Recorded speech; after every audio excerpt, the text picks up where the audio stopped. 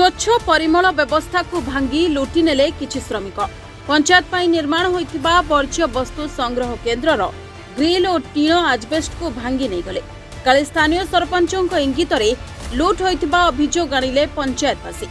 कटक निश्चित कोइली ब्लॉक फगोल पंचायत झारपड़ा ग्राम 2020-21 आर्थिक वर्ष पंचायत अलिया आवर्जना संगृहित होई वर्ज्य वस्तु संग्रह केन्द्र में पकाइबा नष्ट करबा व्यवस्था करा जायतिला। 10 लाख ऊर्ध्व टंका व्यय परिमल व्यवस्था निमंते स्वच्छ भारत मिशन अनुदान रे निर्माण होइतिला एही गृह। तेबे गत सप्ताह तले फगोल सरपंचों निर्देश रे श्रमिक माने एही घरर ग्रिल और आजबेस्ट भांगी नेथिबा कहितिले स्थानीय बासिंदा एवं वार्ड सभ्य माने यहाकु प्रतिवाद करी निश्चिंत कोइली बीडीओ को लिखित अभियोग करिसेंती।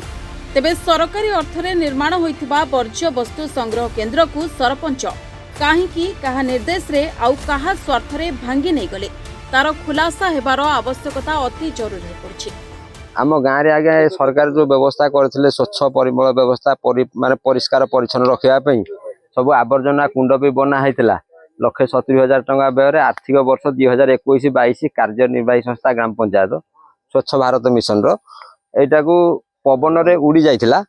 तार चातटा जोटा टीण सीट पड़ता उड़ी जावा परे ताको किछि दुर्बृत्त माने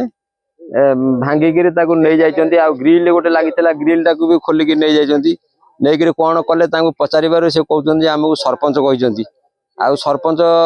एप्रति किसी दृष्टि देना एपर्यंत आम जानतर तापर कौन करा सरकार जो कर स्वच्छ भारत मिशन रे जो व्यवस्था कर अस्वच्छ हम जो गुड़ाक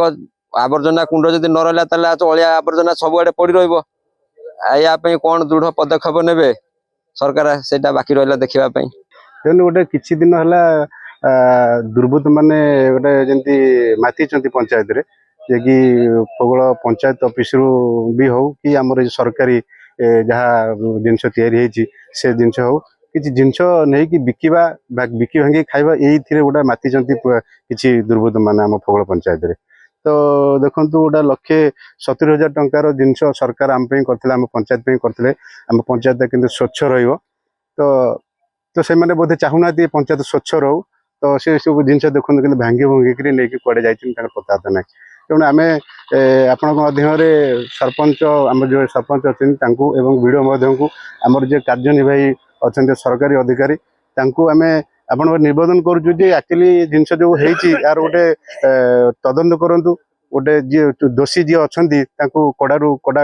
पदक्षेप नहीं एक्शन नियंतु एवं आमर जो फगोल पंचायत एत बड़ जो लॉस है आम जी आज आम हैरान हबू आम आज अस्वस्थ हो जो पंचायत आम तार सरकार गोटे पुनर्विचार कर आम जिनसा केमती पुनरुद्धार हम से बाबद कार्य